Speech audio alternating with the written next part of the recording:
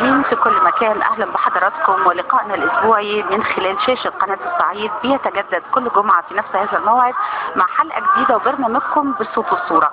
النهارده بنتحرك بعيون كاميرا برنامج بالصوت والصوره لنرصد لحضراتكم احتفاليه ضخمه تضم كوكبه كبيره على راسها محافظ المنيا سياده اللواء عماد كدواني وقاده بالمنيا لمرور 75 عام على إنشائها تحت شعار خدمة الناس وطاعة الله.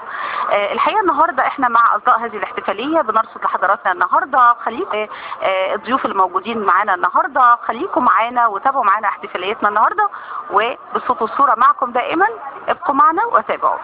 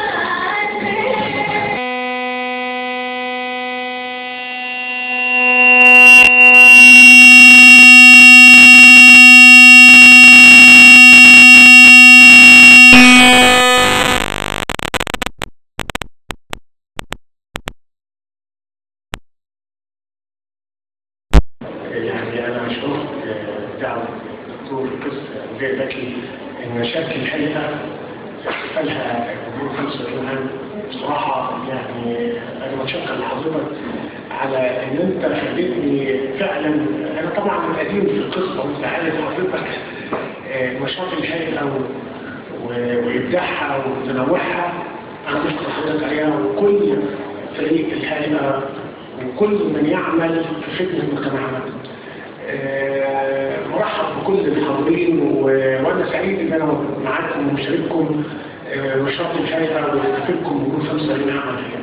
هو الاسبوع كله من فضل ربنا عليا بدا بطاقه ايجابيه من بدايه من يوم السبت، ان احنا كنا محظوظين في محافظه المنيا ان بدا تدشين توجيهات فخامه رئيس الجمهوريه بانضمام محافظة المنيا لمنظومة التأمين الصحي الشامل، وحضر رئيس الهيئة، وابتدينا نفعل هذه المنظومة اللي هي رسالة قوية من الدولة واهتمامها بمحافظة المنيا.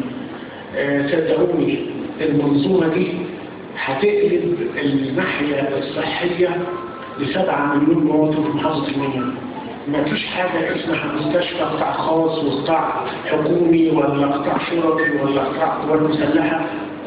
أكيد يعني هي طبعا الرؤية ممكن منظومة التأمين الصحي الشامل ممكن كتير من مجتمعنا ومن أبنائنا ومواطنينا في محافظة المنيا مش عارفين البعد منها ايه، لكن أنا مأكد لكم إن هي منظومة ربنا يجعل الخير لبلدنا، والقائدنا إن هو حط المنيا على الخريطة في المرحلة الثانية لمحافظة المنيا.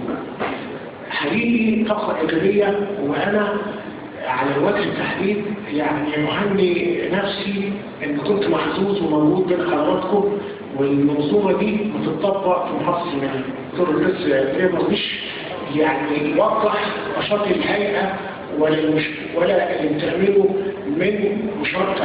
أنا هقول لكم حاجة صغيرة شعرتها لما طلبت من الهيئة موضوع غزة. ربنا يعني يجعل الخير في الناس، والمعلومات اللي قدمها لي الهيئة بتوجيهات الدكتور الرئيس الأندرية واللي طلع من محافظة المنيا لغزة ممكن ما يكونش طلع من أي محافظة تانية. الحاجات دي يا اخوانا ازرع ثقافة الحوار.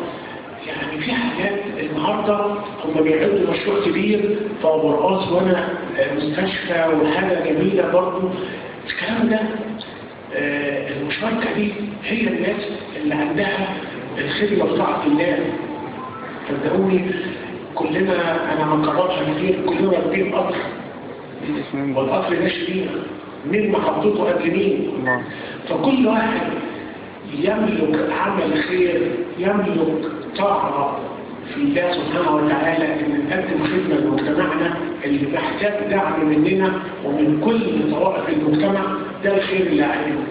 مهما قلت من سعادتي وتقديري للمشاركة ودعوتي اللي انا تفضلت يعني شفتها من الدكتور أندرية، ربنا يزيدك من فضله المشاركة واللي انت بتعمله في مجتمعنا وفي محافظة المنيا، وتشكر لك عليه.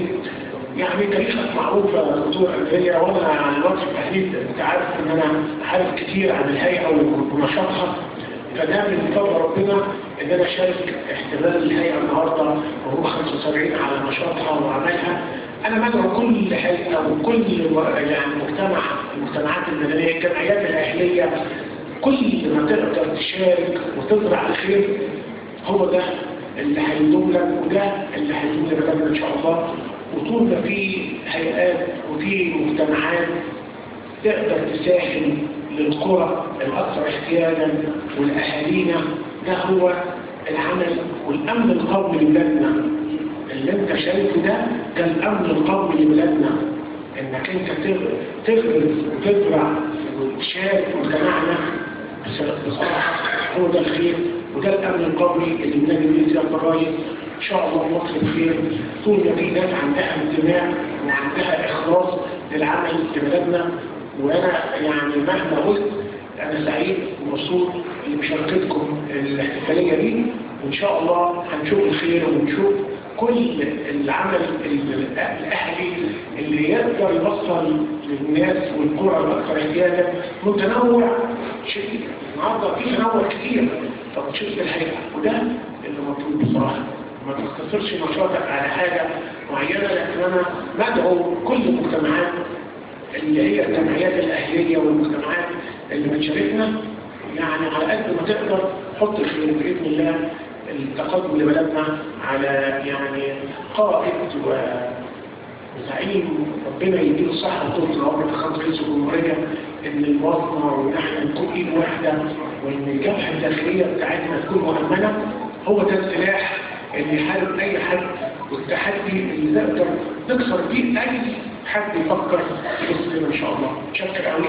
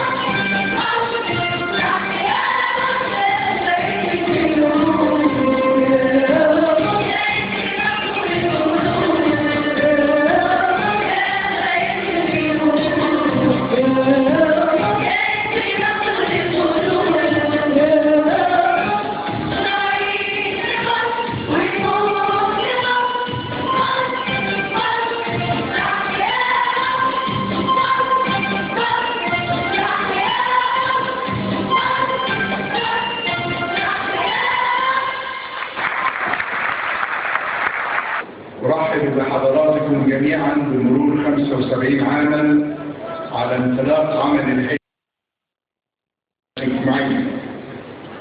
اسمحوا لي بداية أن أرحب بمعالي السيد الوزير اللواء عماد الوالي محافظ المنيا، ونسمي جهود سيادته المخلصة للنهوض بمحافظة المنيا والسعي المستمر لتفعيل التنمية وتعزيز جودة الخدمات المقدمة للمواطنين بهدف تحسين حياتهم وتعزيز فرصهم في مستقبل أفضل. أهلا وسهلا يا معالي.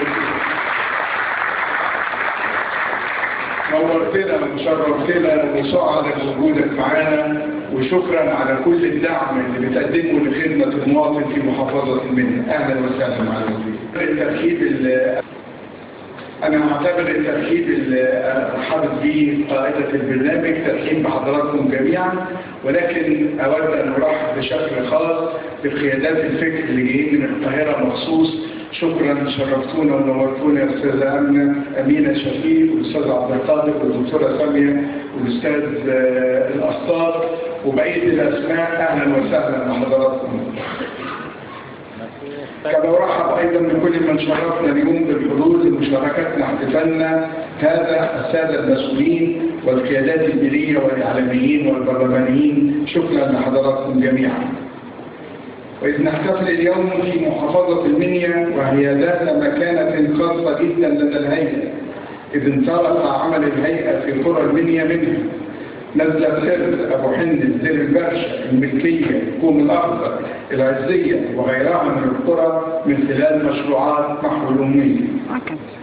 انطلق عمل الهيئة على يد الراحل الدكتور القسط مريد حبيب، وهو كان رجل يحمل رؤية وطنية يؤمن أن حب الوطن وخدمته هو جزء لا يتجزأ من الإيمان. فقد أسس هذا الراحل العظيم بفكره المستنير ورسالة حياته نهجا ما زالت الهيئة تسير عليه حتى اليوم، يقوم على خدمة الإنسان أيا كان انتمائه وتعزيز التنمية كطريق لتوسيع قيم المواطنة والعيش المشترك. وعملت الهيئة على مدى 75 عاما في إطار قيم حاكمة لكل برامجها وأنشطتها وفعالياتها. أمنت الهيئة بالتمكين والعدالة والمساواة والكرامة الإنسانية وقبول الآخر والعيش المشترك والشراكة والشفافية والمحاسبية والنزاهة. فقامت الهيئة مع مؤسسات الدولة عملا تنمويا أثبت على مدار العقود الماضية أن الأمل في التغيير قوة ضاربة تستطيع تغيير الواقع وإحداث تأثير عميق والمستدام على حياة المواطن.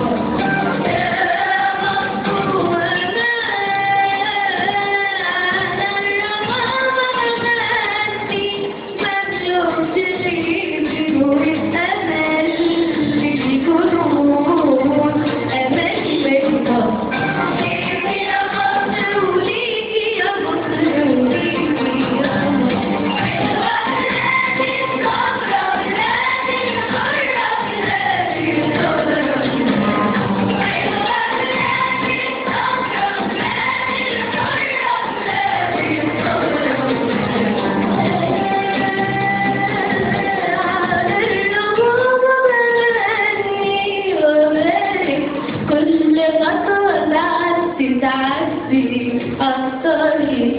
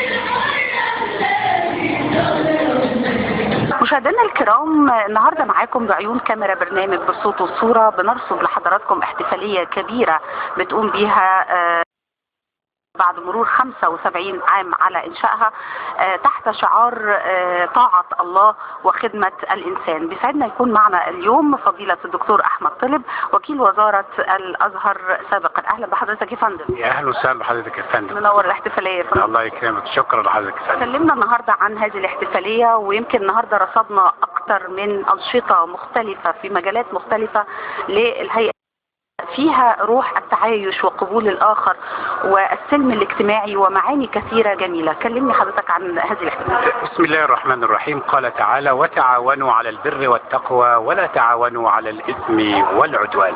مشاهدي الكرام، بدعوة كريمة من الأستاذ رفيق ومن الهيئة الكريمة تم حضور هذا المؤتمر وهذا التجمع اللي يعتبر ليس المنياوي فقط ولكن يعتبر مصر كلها احتفالا واحتفاء بمرور 75 عام على إنشاء الهيئة وبيان الدور الذي قامت به لخدمة المنيا خاصة ولخدمة المجتمع المصري عامة وبالتنوع بين مسلمين ومسيحيين والقبول الآخر والتنمية في الأرض الزراعية والصناعية وإظهار صورة مشرفة نظهرها للعالم ونقول أن مصرنا الحبيبة ومحافظة المنيا الكل يد واحدة والكل مع بعضه مسلمين ومسيحيين لرفعة بلادنا وللتنمية الشاملة في جميع مجالات الحياة لنكون يدا واحدة. فكما قال السيد المحافظ: إذا كنا لحمة واحدة فلا يستطيع العدو الخارجي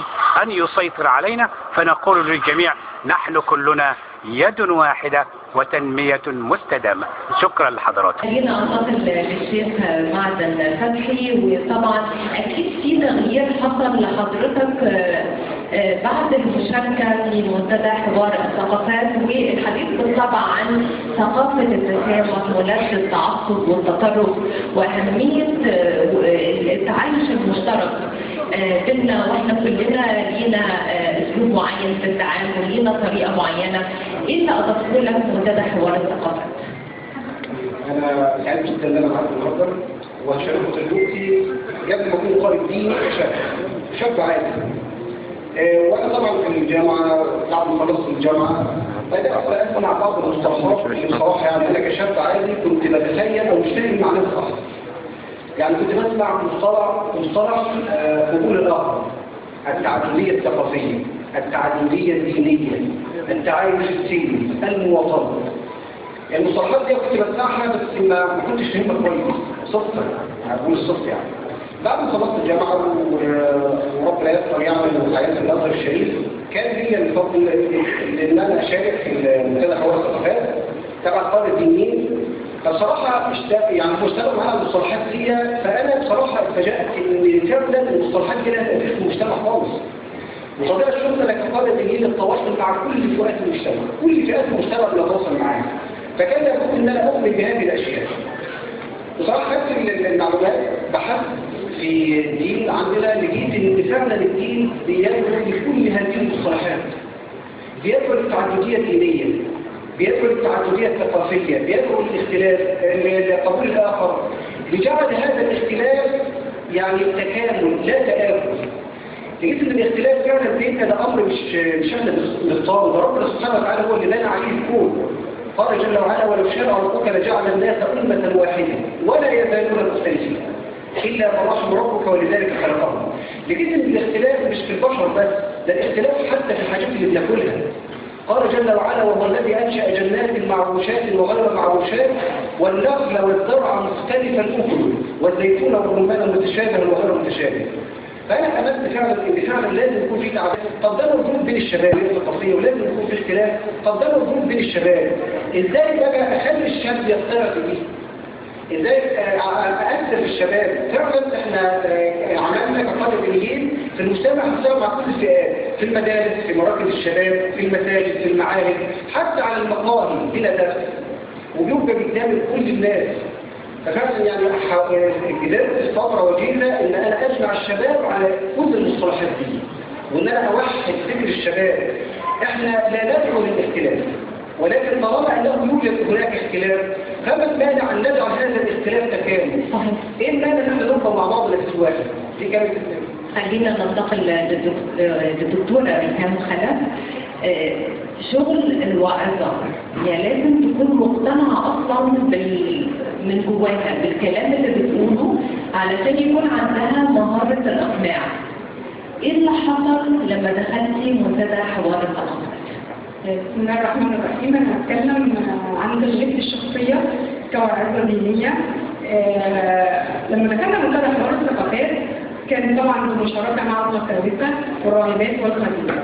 أنا الأول كنت بشوف الجاسوس ماشي في الشارع أو الراهبة ماشية في الشارع، كان بيبقى فيه حاجة مثلا نفسي كده فضول جوايا، أنا عايزة أعرف يعني هما الجاسوس اللي ماشي ده هو إيه يعني. كان فيه كده زي ما في كده حاجة كده بيني.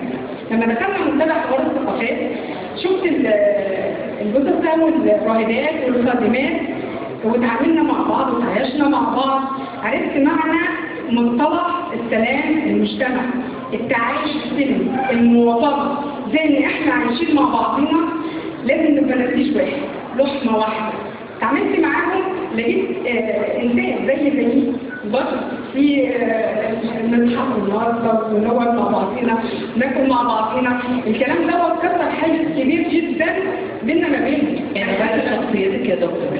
نعم غير شخصيتك جدا، غير تفكيري، غير نظرتي، والتغيير الشخصي ليا أثر معايا في حاجات كتير على المستوى الأسري، على مستوى شغلي كواعظة في المسجد، شغلي مثلا كوكيلة في المدرسة. كل ده أثر معايا كتير. إن احنا لما باخد التجربة بتاعتي السلام والتعايش نقص العمر، نقص الخطاب الفقهية، احنا كان في حاجات ومصطلحات ومفاهيم مغلوطة احنا دورنا نجد، احنا كلمة كده وغيرنا مفاهيم وغيرنا فكرنا، احنا بنغير الناس، بغير الشباب. انا بتعامل مع بنات في المسجد، بتعامل مع شباب في المسجد، مع اطفال صغيرين. ازاي انا مش هكون عندي معتقد سليم وافكار سليمة؟ ازاي نهديها للشباب والبنات؟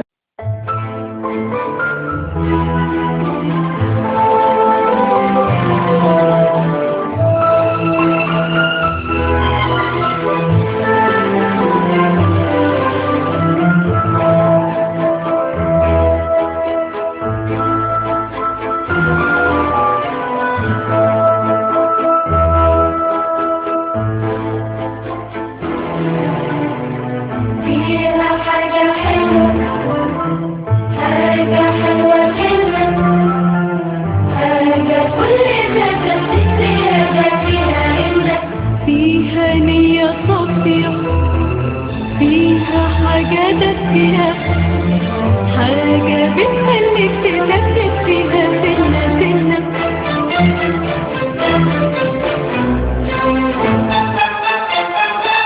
مصر هي الصف المدني، مصر صوت المفكرين، صوفيا فول طعمية كشري، سوق بطاطا سخنة جدا. مصر أول يوم العيد عيدية بكرة ولبس جديد،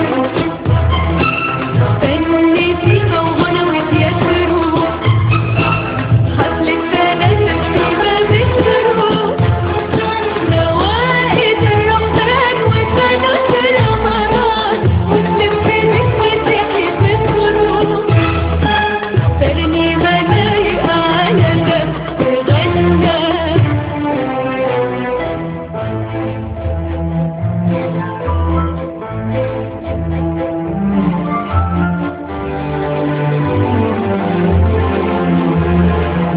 فيها حاجة حلوة بينا، حاجة حلوة بينا، حاجة كل ما تنسي زيادة فيها إنها.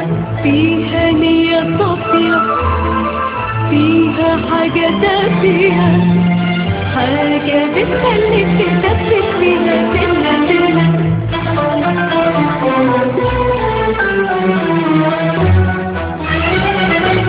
مدينة العصرية في مصر ونطلع لها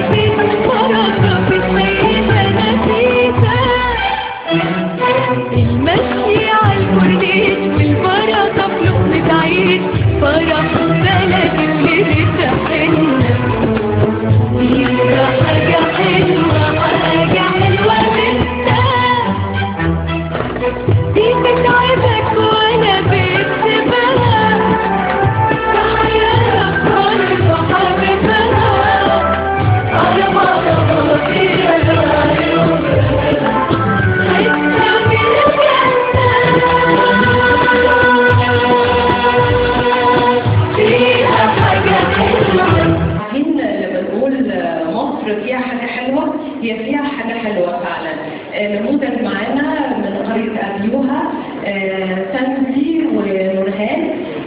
طبعا لما دخلوا منتدى حوار الثقافات هم زي ما انا قلت ما كانوش عارفين بعض، ولكن ايه اللي حصل بقى بعد المشاركه في منتدى حوار الثقافات؟ وهبتدي بنورهان. اتفضلي يا نورهان. احنا كنا رايحين تدريب عادي زي اي تدريب، فانا رايحه التدريب انا معايا صحباتي، فخلاص انا مش هصاحب حد وماليش دعوه. فالتدريب كان بيتعامل معانا ان احنا لا ما ينفعش ان انت عشان دي صاحبتك يبقى انت خلاص بتتعاملي معاها طول التدريب، لازم تشاركي صاحبتك الثانيه اللي قاعده معاكي.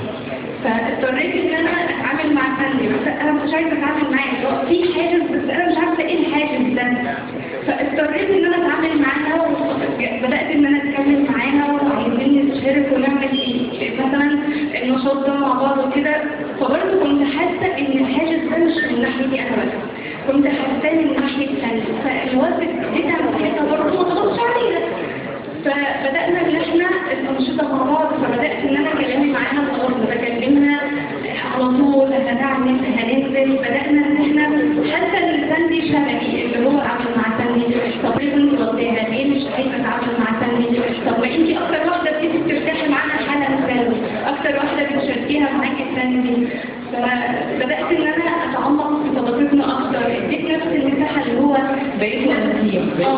واحنا اصلا قبول الاخر، بنتعامل على قبول الاخر، فانا لازم اعمل كده، بنتعامل على قيم المواصله، فانا لازم يعني قبل ما ابدا مع حد او اتكلم لازم كلام ولا شعارات ده بقى حقيقه. لا فعلا يعني انا حاليا ساندي في حياتي هي اقرب واحده ليا. بدات ان انا كمان مع اهلها في البيت، مش شرط ان انا خلاص صاحبتي لا عرفتها على اهلي واهلي يعرفتني على اهلها، يعني علاقه اسريه.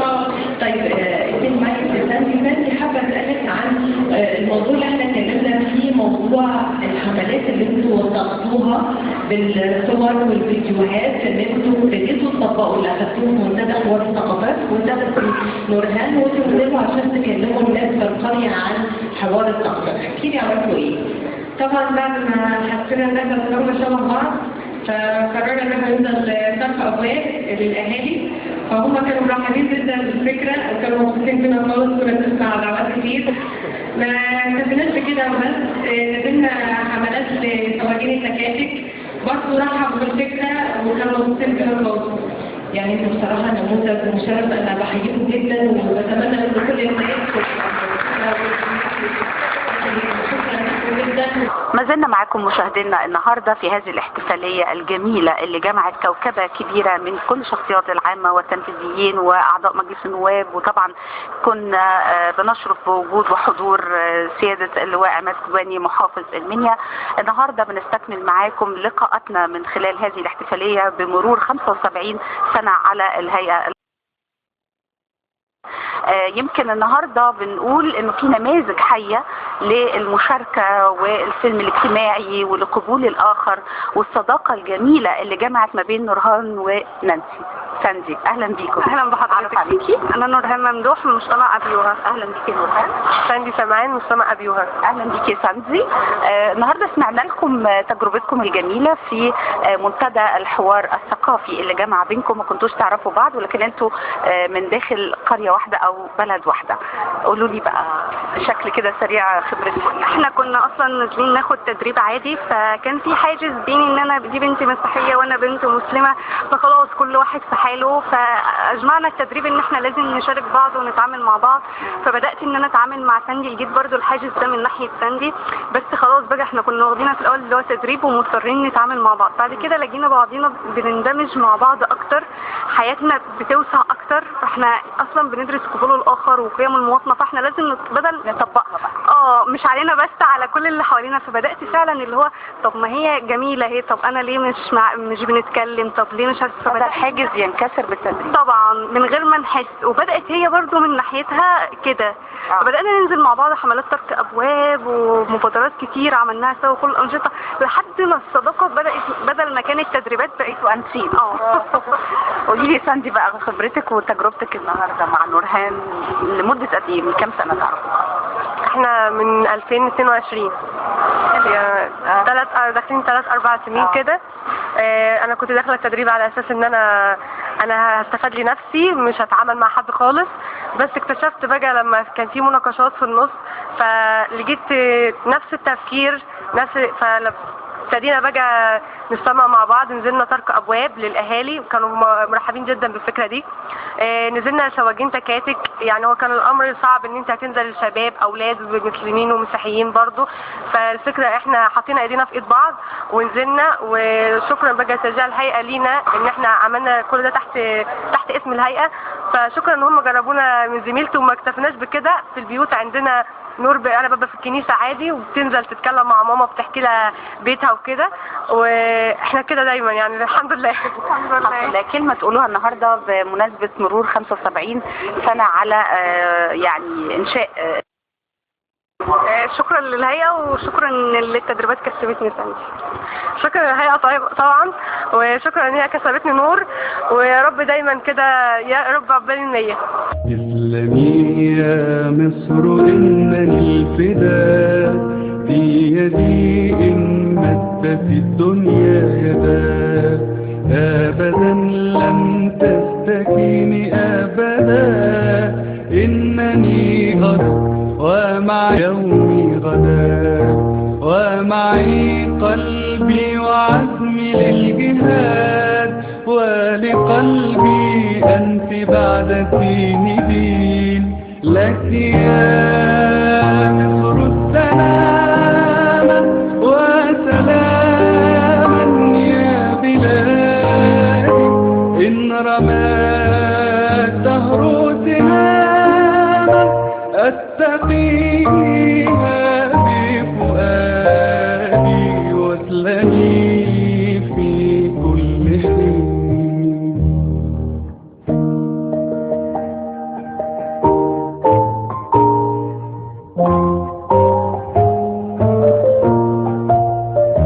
أنا مصري بناني من بنى هرم الدهر الذي أعيا الفناء، وقفة الأهرام فيما بيننا لصروف الدهر وقفتي أنا، في دفاعي وجهادي للبلاد لا أميل لا أمل لا ألين. لك يا مصر السلام وسلاما يا بلادي، إن رمى الدهر سهاما أتقيها بفؤادي، واسلمي في كل حين.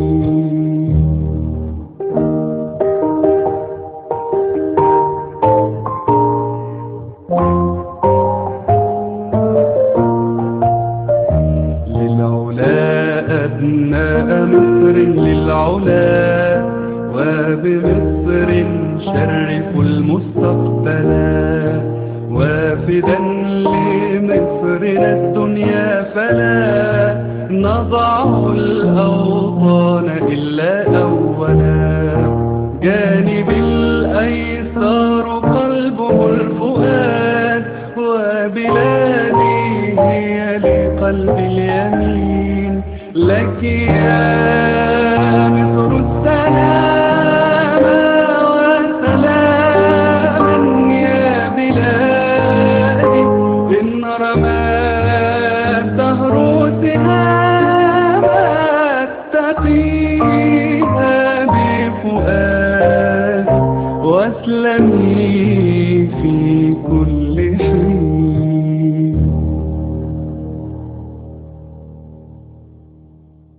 اسمي جمانة حنا من قرية بني أحمد وعندي 16 سنة. اهلا بيكي يا جماعه. جاسمين أسامة من قرية بني أحمد وعندي 13 سنة. اهلا بيكي يا جماعه.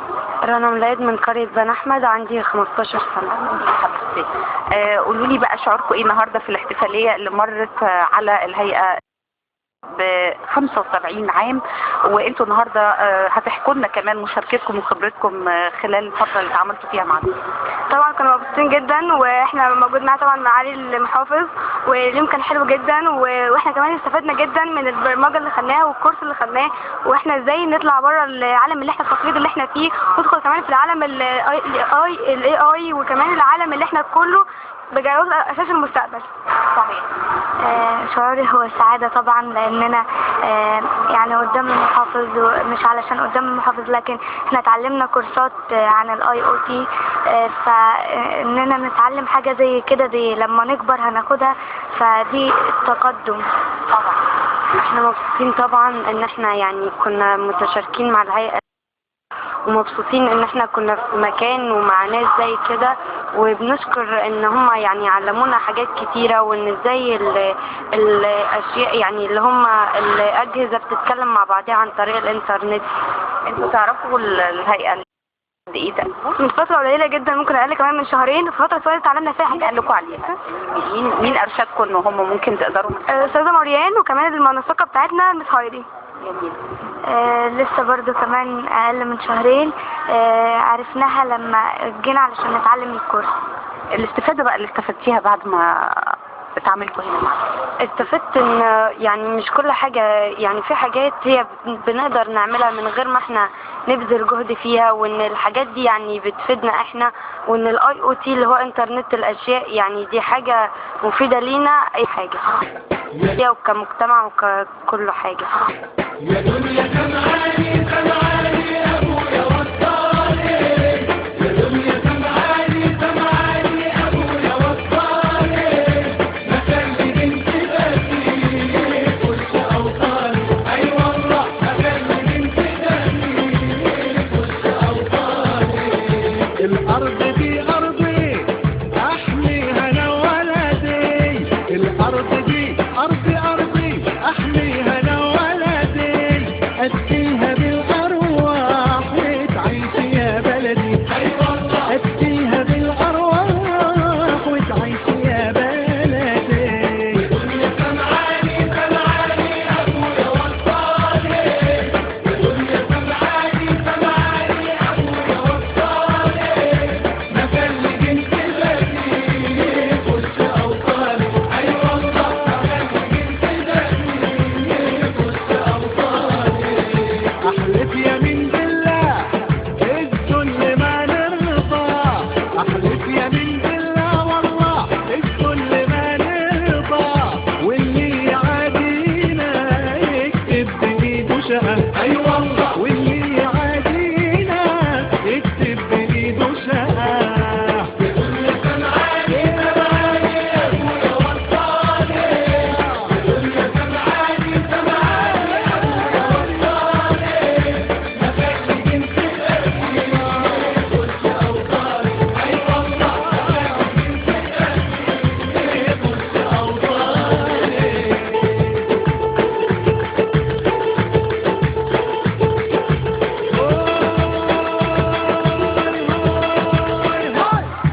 الشعب كله بصف بصف وقال ما خط الكلب، الشعب كله بصف بصف وقال ما خط الكلب، واللي يقع فينا بيداله في مسأل، أي والله واللي يقع فينا بيداله في مسأل.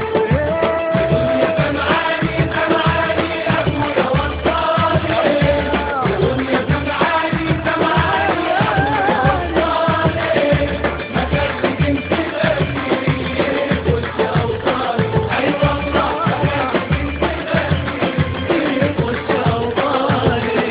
منصور أنا منصور مالي طريقي نور، منصور أنا منصور مالي طريقي نور، من دم شهدانا احنا يا قلبي وصور، أي والله من دم شهدانا احنا يا قلبي وصور. والله الله الله. مشاهدينا الكرام، ما زلنا معكم في هذه الاحتفالية الخاصة بمرور 75 عام على إنشاء الهيئة، وبيسعدنا يكون معانا جناب القس إلاريون رسمي راعي كنيسة الأنبا أنطونيوس بالمنيا. جناب القس أهلا بقدسك. اهلا بيكم وكل المشاهدين معانا. كلمنا قدسك النهارده عن الاحتفالية دي وشعور حضرتك واحنا بنحتفل بمرور 75 عام على إنشائها. الهيئة من زمان، الفترة اللي اشتغلت فيها هي كانت بدايتها من المنيا انطلاقها، بعد كده بدأت تنتشر في جميع أنحاء الجمهورية على مدار مديرينها اللي أسسها المؤسس الدكتور الراحل صمويل حبيب، مرورا بدكتور نبيل صمويل، مرورا بدكتور أندريا زكي. كل دول بنوا حاجات كتيرة في الهيئة، والهيئة من شريحها بدأت فكرة التنموي وفكرة ما هو يصب في مصلحة المواطن المصري في ناحية التنمية، وهي دي كانت سر قوتها. طاقات متجددة، شباب عندهم فكر واعد، رؤية للهيئة واضحة علشان خاطر تعمل تنمية في جميع المراحل وفي جميع الجوانب اللي تخص الأسرة. كمان من ضمن الأنشطة اللي بتسعى دايما وبتحرص عليها الهيئة الإنجيلية هي منتدى الحوار الثقافي، اللي طلع الحقيقة شباب ونماذج جميلة ابتدت تتقارب من بعضها، وتقبل الآخر والمشاركة السلمية والتعايش والمواطنة، كلها معاني جميلة من خلال هذا المنتدى. هو ده فعلا منتدى حوار الحضارات والتنمية الثقافية. القطاعين دول في الهيئة بدأوا يعملوا حاجات كتيرة على مدار سنين، بداية من تغيير الفكر إلى قبول الآخر، فكرة قبول الآخر، فكرة القضايا اللي تهم المجتمع المصري. يعني قضية الختان كانت قضية من القضايا الصعبة جدا، ازاي الهيئة دخلت فيها، قضية شائكة، ازاي تقدر تغير افكار ناس، يمكن تغيير مفاهيم خاطئة متوارثة. مفاهيم دي لها سنين راسخة جوانا، احنا النهاردة بنغيرها. فدي كانت تبقى حاجة صعبة جدا في المجتمع. الهيئة غامرت ودخلت في هذا المنتدى، دخلت فيه اماكن ممكن تكون الناس كانت تخاف فيها. يعني موضوع انك تتكلم عن قبول الاخر والتطرف الفكري، دي كانت من ضمن الحاجات اللي دخلت فيها الهيئة. وكان مشكلات كانت كمان موجودة في المجتمع بنعاني منها لفترات طويلة، كنا ان احنا نخترق هذه الصعوبات. دي حاجة دي حقيقة الهيئة يعني غامرت ودخلت في دوة وحققت نجاحات عن طريق القيادات المؤثرة.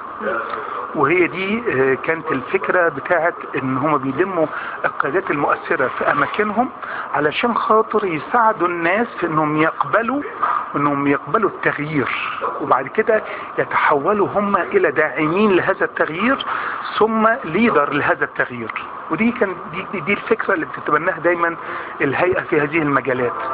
لو جناب قدسك عايز تقول لهم كلمة النهاردة بمناسبة تهنئة خاصة بمناسبة مرور 75 عام؟ طبعا قال لهم من نجاح لنجاح. يعني دايما يقولوا كده في الكتاب المقدس، يقول إله السماء يعطينا النجاح. النجاح موجود، احنا عايزين نجاح اكبر تاني زي ما قدروا ينجحوا في هذه النواحي.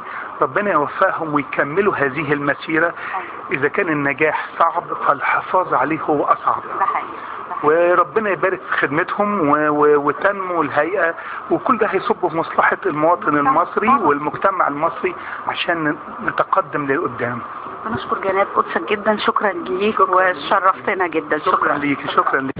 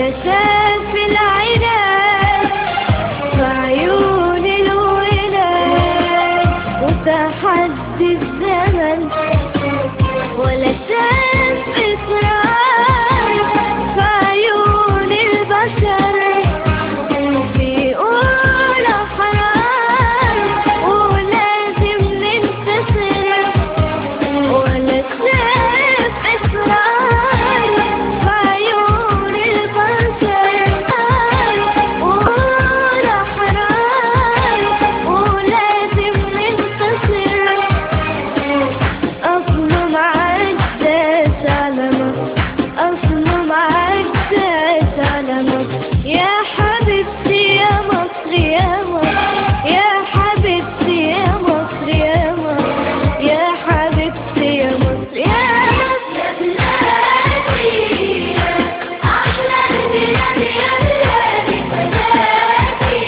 أنا والولاد يا بلادي